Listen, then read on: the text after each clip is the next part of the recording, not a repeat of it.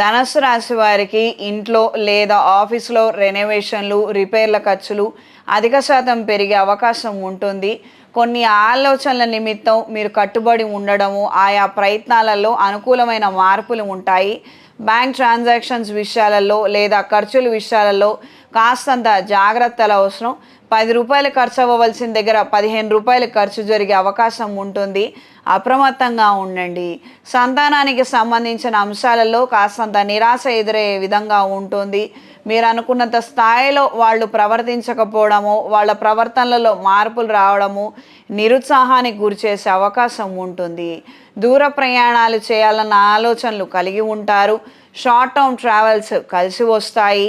ఆర్థిక అభివృద్ధి కోసం కొన్ని ముఖ్యమైన నిర్ణయాలను చేయగలుగుతారు. స్థలాలు, పొలాలు క్రయ విక్రయాలలో మంచి ఫలితాలను, మంచి ఆదాయాన్ని, పేరుని పొందగలుగుతారు.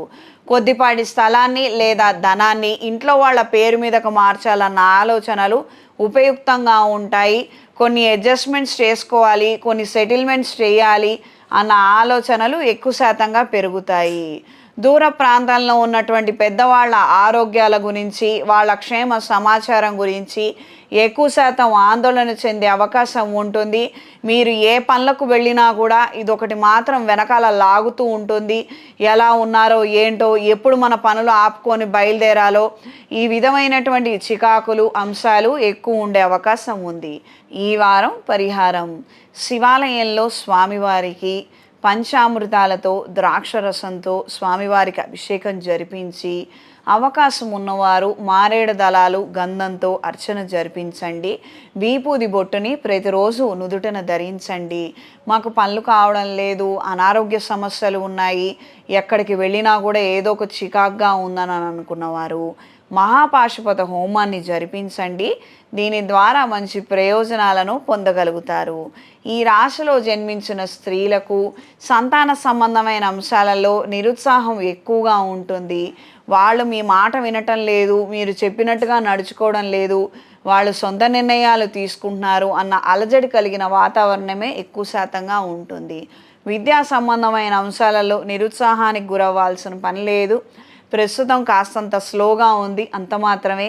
కాస్తంత ముందుకు జరిగిన తర్వాత అన్ని విధాలుగా బాగుంటుంది. ఇది తెలుసుకొని మెలగండి. ఏదో ఇప్పుడు వచ్చినటువంటి రిజల్ట్స్, రాబోయే రిజల్ట్స్ గురించి ఎక్కువ మనం టెన్షన్ పడిపోయినంత మాత్రాన ఏమాత్రం ఉపయోగం లేదు. ఏంటంటే ఒక కాలేజీలో సీట్ ఇవ్వడానికి మాత్రమే దాని యొక్క క్యాపబిలిటీ, దాని కెపాసిటీ అంతే. బట్ దాని వలన మన నాలెడ్జు, తర్వాత మనం సొసైటీలో బతకగలిగే ధైర్యము అది ఇస్తుందన్న నమ్మకం ఏమీ లేదు. పెద్దవాళ్ళు ఎవరైతే ఉన్నారో పిల్లలకి సమాజంలో ఎలా బతకగలగాలి, ఏ తప్పొప్పులు కానివ్వనండి, ఎదురు దెబ్బలు కానివ్వనండి, ఏదన్నా జరగనివ్వనండి, మంచో చెడో ఎలా అందులో నుంచి మనకు ఆ దుమ్ము అంటకుండా బయటికి లేచి రాగలగాలి, ఎలా నిలబడగలగాలి అన్నది నేర్పే ప్రయత్నం చెయ్యండి.